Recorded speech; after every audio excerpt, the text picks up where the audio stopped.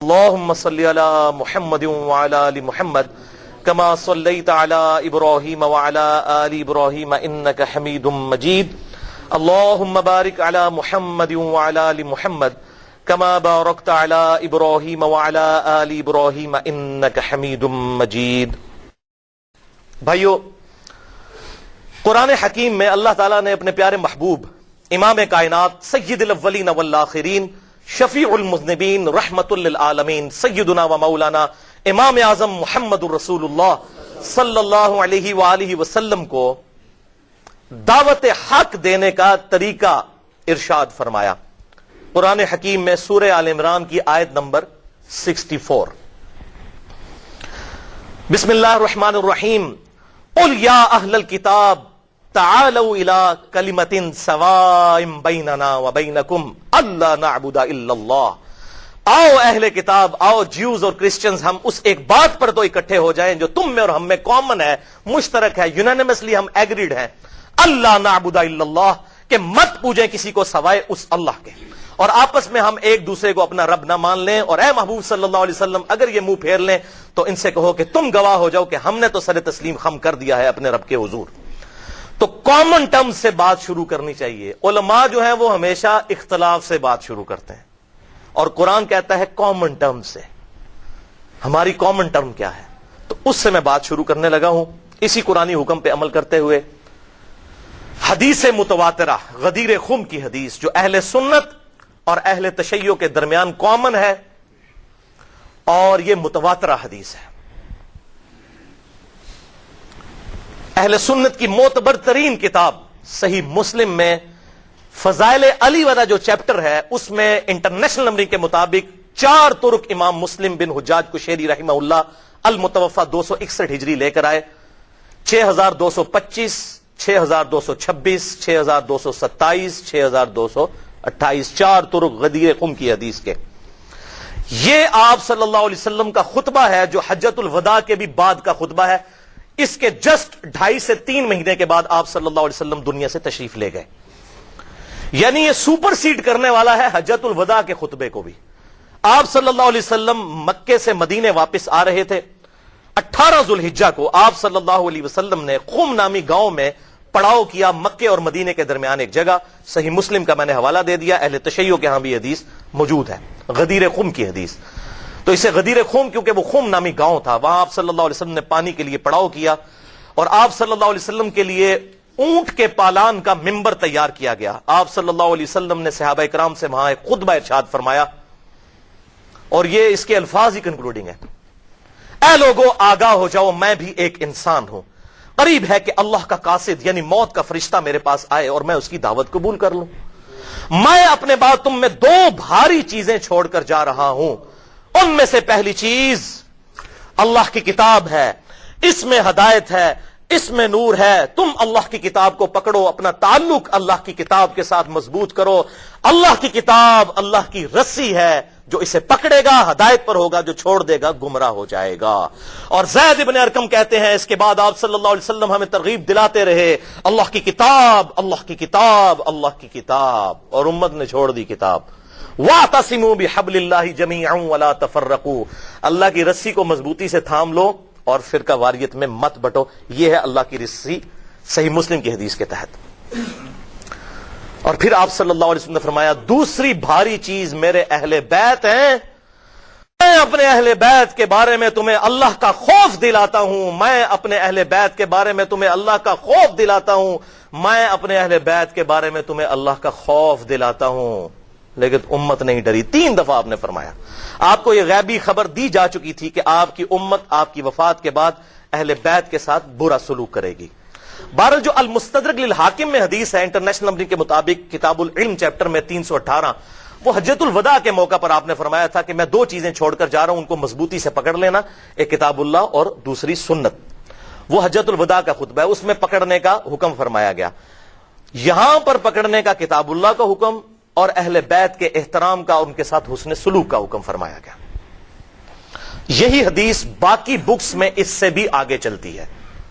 صحیح مسلم میں تو یہاں تک ہے، باقی بکس میں انٹرنیشنل نمبرنگ کے مطابق جامعہ ترمذی میں 3713، مسند امام احمد میں 19321، امام ابن ابی عاصم کی کتاب السنہ میں 1158 اور سنن نسائی الکبریٰ میں 8478 نمبر حدیث ہے کہ آپ صلی اللہ علیہ وسلم نے جب فرمایا کہ میں تمہیں اللہ کا خوف دلاتا ہوں میرے اہل بیت کے معاملے میں، اس کے بعد آپ صلی اللہ علیہ وسلم نے مولا علی کا ہاتھ پکڑا اور صحابہ کے سامنے یوں بلند کیا اور کہا کہ اے میرے صحابہ، کیا قرآن کی یہ آیت النبی اولا بالمؤمنین من انفسہم وازواجہ امہاتہم، یہ نبی صلی اللہ علیہ وسلم مومنین کی جانوں سے بھی زیادہ ان پر حق رکھتے ہیں اور نبی کی بیویاں امت کی مائیں ہیں، کیا تم گواہی دیتے ہو کہ اللہ تمہارا رب ہے؟ سب نے کہا بلا یا رسول اللہ، کیوں نہیں یا رسول اللہ۔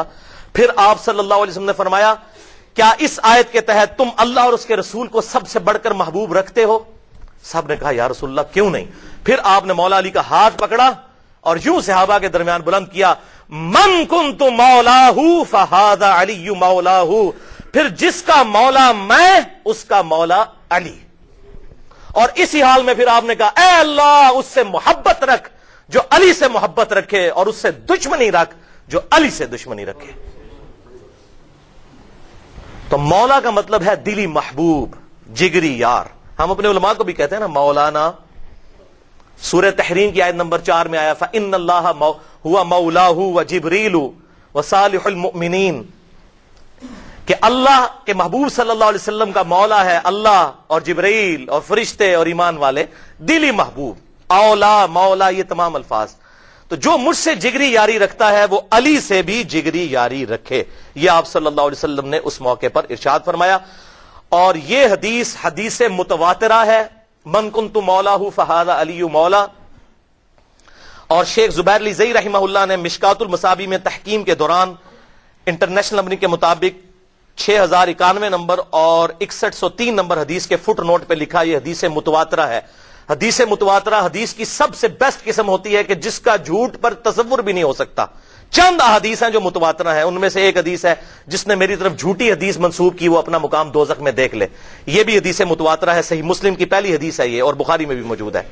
اور شیخ البانی رحمہ اللہ نے سلسلہ احادیث صحیحہ میں 1750 نمبر اس من کنت مولاہ فہذا علی مولا کے درجنوں طرق نقل کیے مختلف صحابہ سے، کم از کم یہ 22 صحابہ سے یہ حدیث روایت ہے، اور انہوں نے وہ سارے طرق جمع کیے اور کہا یہ حدیث متواترہ ہے۔ الحمدللہ۔ یہاں پر میں ایک جملہ بول دوں بھائیو، اس بات میں کوئی جھگڑا نہیں ہے، اس میں جھگڑا کرنا ہی نہیں چاہیے کہ مولا علی کو اختیار ہے یا نہیں ہے۔ اصل جھگڑا یہ نہیں ہے، اگر بالفرض مولا علی کو اختیار ہو تب بھی اللہ کے علاوہ کسی اور ہستی کو مشکل اور پریشانی کے لیے پکارنا خالصتاً شرک ہے۔ بارش کون برساتا ہے؟ اللہ۔ ڈیوٹی کس کی ہے؟ تو بارش فرشتوں سے مانگیں گے یا اللہ سے؟ تو بالفرض شیخ عبد القادر جیلانی رحمہ اللہ یا مولا علی رضی اللہ تعالی عنہ کو اختیار بھی اللہ نے دیا ہو تب بھی مولا علی کو پکار نہیں سکتے، پکاریں گے اللہ کو۔ مولا علی بھی اپنی نمازوں میں ایاک نعبد و ایاک نستعین پڑھتے تھے، اور نماز کے باہر بھی ہم نے بھی یہی کرنا ہے۔ مولا علی کا ماننے والا وہ ہوگا جو اللہ کو مشکل اور پریشانی میں یا حی یا قیوم برحمتک استغیث وہ پکارے گا۔ اور اس حوالے سے ایک آیت میں بڑی کریٹیکل، سورۃ النمل کی آیت نمبر 62 ہے، اَمَّن یُجِیبُ الْمُضْطَرَّ اِذَا دَعَاهُ، بھلا بتاؤ تو کون ہے وہ جو اضطراب اور پریشانی میں گھرے ہوئے شخص کی دعا کو سنتا ہے، وَيَكْشِفُ السُّوءَ، اور اس سے برائی کو دور کر دیتا ہے، وَيَجْعَلُكُمْ خُلَفَاءَ الْأَرْضِ، اور وہ زمین میں تمہیں اگلوں کا خلیفہ کرتا ہے، تمہارے ماں باپ برتے ہیں، تمہارے بعد تمہاری اولاد۔ بتاؤ یہ سارے کام کون کر رہا ہے؟ جو مشکل میں گھرے ہوئے کی فریاد کو سنے، اس کی تکلیف بھی دور کر دے۔ اَإِلَٰهٌ مَّعَ اللَّهِ، کیا اللہ کے ساتھ کوئی اور الہ بھی ہے جس کی یہ خوبیاں ہوں؟ اس آیت کے تحت جو بھی شخص اللہ کے علاوہ کسی اور کو دعا کے لیے پکارتا ہے وہ اسے گویا اللہ تعالیٰ کے مترادف الہ مان رہا ہے۔ یہ ہے اصل مسئلہ۔ مسئلہ یا علی مدد کا نہیں ہے، مسئلہ یہ ہے کہ ایاک نستعین کی اپروپریٹ ٹرانسلیشن ہے غائب میں مدد کے لیے صرف تجھی کو پکارتے ہیں۔ ظاہر اس باب میں آپ ضرور پکاریں، وہ تو قرآن میں حکم ہے وَتَعَاوَنُوا عَلَى الْبِرِّ وَالتَّقْوَى وَلَا تَعَاوَنُوا عَلَى الْإِثْمِ وَالْعُدْوَانِ۔ لیکن آپ یہاں پر مجھے بیٹھے ہوئے میں کہوں تو بھائی پانی پلا دیں، یہ تو ٹھیک ہے۔ آپ بغداد میں ہیں، وہاں بھی قبر کے اندر ہے، اور میں کہوں بھائی مجھے پانی پلا دیں، وہی بات وہی جملہ چونکہ غائب میں ہوگا یہ دعا کی کیٹیگری میں فال کرے گا، اور یہ اللہ تعالیٰ اس چیز کو کبھی معاف فرمانے والا نہیں۔ لہذا مولا علی کا ماننے والا وہی ہوگا جو اللہ کو پکارے گا. اور مولا دلی محبوب اس کے سپورٹ میں صحیح مسلم کتاب الایمان میں قربان جاؤں امام مسلم لے آئے. ایمان کے چیپٹر میں صحیح مسلم میں کتاب الایمان 240 نمبر حدیث ہے انٹرنیشنل نمبر کے مطابق کہ آپ صلی اللہ علیہ وسلم نے فرمایا کہ علی سے محبت نہیں رکھے گا مگر مومن, علی سے بغض نہیں رکھے گا مگر منافق. محبت علی از دا لٹمس ٹیسٹ آف ایمان. کسی کو ٹیسٹر لگانا ہے کہ یہ مومن ہے یا منافق, مولا علی کی محبت اس کے دل میں ہے تو مومن, اور اگر بغض ہے تو وہ منافق. صحیح مسلم 240 نمبر حدیث. لیکن مولا علی کی محبت یہ نہیں ہے کہ یا علی مدد کہا جائے.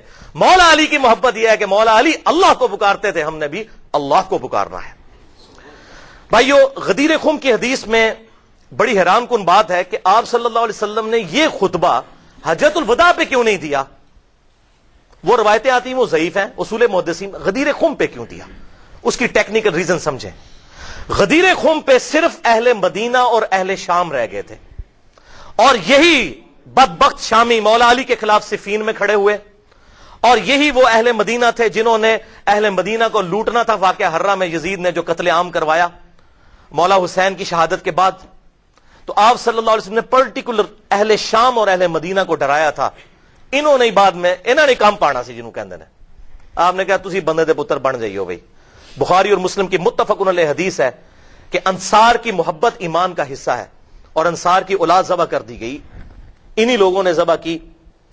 آپ صلی اللہ علیہ وسلم نے پہلے ہی ان کو ڈرا دیا تھا کہ خدا کے لیے آپ یہ کام نہ کرنا. لیکن امت باز نہیں آئی اور اہل بیت کے ساتھ ظلم کیا. وہ انشاءاللہ تعالی آ بھی جائے گا. لہٰذا میں یہاں پر ایک بات کلیئر کر دوں, جن لوگوں نے بھی مولا علی رضی اللہ تعالیٰ عنہ, مولا علی علیہ السلام کو دکھ دیے, چاہے وہ حضرت امیر معاویہ رضی اللہ عنہ ہوں, حضرت عمر ابن عاص رضی اللہ عنہ ہوں, یا حضرت مغیرہ ابن شعبہ رضی اللہ عنہ ہوں, ہم ان سب کو غلطی پر مانتے ہیں, مولا علی کے ساتھ ہیں ہم. لیکن لیکن لیکن نہ تو ہم ان کی غلطیوں کا جھوٹا دفاع کرتے ہیں, اور نہ ہی اس بنیاد پر ان پر لعنت کے قائل ہیں. ان پر لعنت کرنا انہی کی جاری کردہ غلط ٹرینڈ کو جاری کرنا ہے. وہ آگے آپ کو پتا چل جائے گا صحابہ کو ممبروں پر لعنت شروع کس نے کروائی.